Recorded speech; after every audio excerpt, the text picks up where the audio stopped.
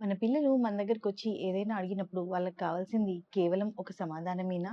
లేకపోతే వాళ్ళ కళ్ళలోకి కళ్ళు పెట్టి చూసి శ్రద్ధగా వినే ఒక పేరెంటా? Hello my little heart beats and the hearts that beat for them parent హార్ట్‌కి స్వాగతం. ఇవాల్టి మన స్టోరీ ఒక చిన్న బాబు చిన్ను గురించి. చిన్నుకి వాళ్ళ అమ్మ అంటే ప్రాణం. కానీ వాడికి ఒకరోజు ఒక అనుమానం స్టార్ట్ అయింది. ఒక కాలనీలో సుమతి అండ్ రాజు వాళ్ళ ఫ్యామిలీ ఉండేది.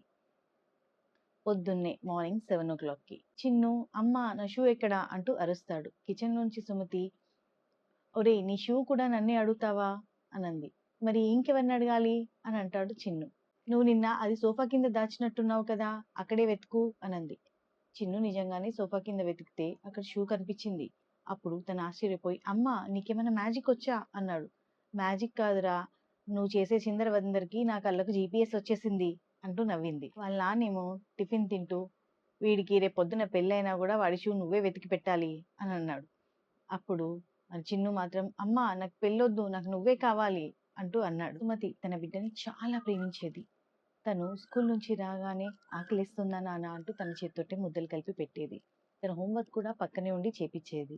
తనకి జ్వరం వస్తే రాత్రంతా మేల్కొనే ఉండేది. కానీ తన రోజంతా చాలా పనులతోటి బిజీగా ఉండేది. ఒకరోజు చిన్ను స్కూల్ నుంచి చాలా ఎక్సైట్మెంట్ తోటి వచ్చాడు. అమ్మ ఈ రోజు మా క్లాస్లో అంటూ ఏదో చెప్పబోయాడు. సుమతి ఏమో పిండి కలుపుతోంది. ఆ బాగుంది నాన్న, కానీ ఫస్ట్ ఈ గ్లాస్లోని వాటర్ టేబుల్ పైన పెట్టు అనంది. చిన్ను వెళ్ళి ఆ గ్లాస్ టేబుల్ పైన పెట్టొచ్చాడు. మళ్ళీ అమ్మ ఈరోజు ఏం జరిగిందో తెలుసా అంటూ మొదలెట్టాడు. ఒక్క నిమిషం నాన్న, ఈ పిండి పని అయిపోని అంది. కానీ ఆ ఒక్క నిమిషం చిన్నుకి చాలా పొడవుగా అనిపించింది. రాత్రి భోజనం దగ్గర అమ్మ మా ఫ్రెండ్ అంటూ మొదలెట్టాడు. ఇంతలో నాన్న ముందు తినురా, ముచ్చట్లు తర్వాత అని అన్నాడు. చిన్ను మౌనంగా ఉండిపోయాడు. ఆ రోజు రాత్రి చిన్ను తన డైరీలో రాసుకున్నాడు. అమ్మకి నా మీద చాలా ప్రేమ ఉంది, కానీ నా మాటలు వినడానికి అమ్మ దగ్గర టైం ఉంటుందా అని. చిన్నుకి అమ్మ మీద అస్సలు కోపంగా లేదు, కానీ ఒక చిన్న కోరిక మాత్రం ఉండిపోయింది. అమ్మ తన ముచ్చట్లని పూర్తిగా వినాలి అని. ఒకరోజు స్కూల్లో టీచర్ అడిగింది, చిన్ను ఈ మధ్య ఏమైంది నీకు, చాలా కామ్గా క్వైట్గా అయిపోయావు అని. ఏం లేదు మేడం అన్నాడు చింటూ. కానీ పిల్లల మనసులో చాలా విషయాలు దాచుకుంటూ ఉంటారు. వాళ్ళు బాధగా ఉన్నారని బయటికి చెప్పరు. చిన్ను తన ప్రయత్నాలు చేస్తూనే ఉన్నాడు. ఓ రోజు డ్రాయింగ్ చూపిస్తూ, ఇంకో రోజు మార్కుల గురించి చెప్తూ, ఇంకో రోజు తన స్కూల్లో అచీవ్మెంట్స్ గురించి చెప్తూ. అమ్మ అన్ని మాటలు వింటూనే ఉంది.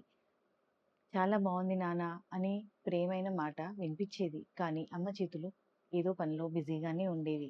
చిన్నుకి కావాల్సింది అమ్మ చేతులు ఆగిపోవడం కాదు, తన వైపు తిరిగి పూర్తిగా వినడం. చిన్ను ఆ రోజు స్కూల్లో అనుకోకుండా ఏదో మిస్టేక్ చేస్తాడు. చాలా బాధపడతాడు.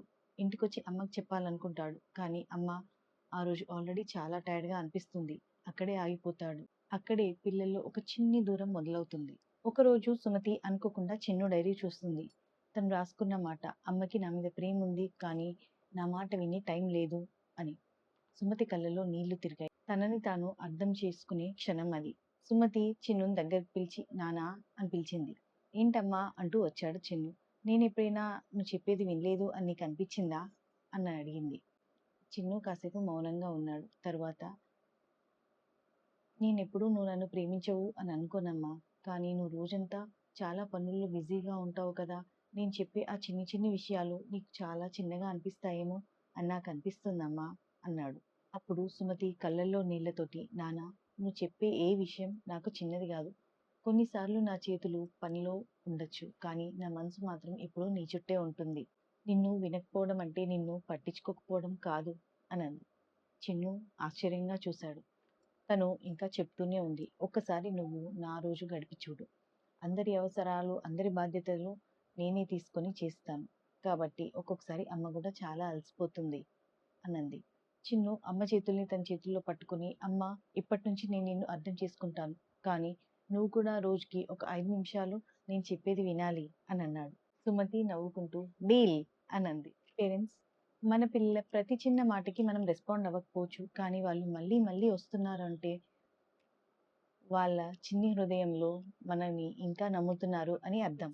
అమ్మా నాన్న వెంటనే మీ మాట వినకపోతే వాళ్ళకి మీ మీద ప్రేమ లేనట్టు కాదు. వాళ్ళ మనసులో మీ స్థానం ఎప్పుడూ పెద్దదే. Today's mama's mission. ఒక్క 10 మినిట్స్ మీ పిల్లలతోటి కూర్చోండి. వాళ్ళు ఏం చెప్పినా వినండి.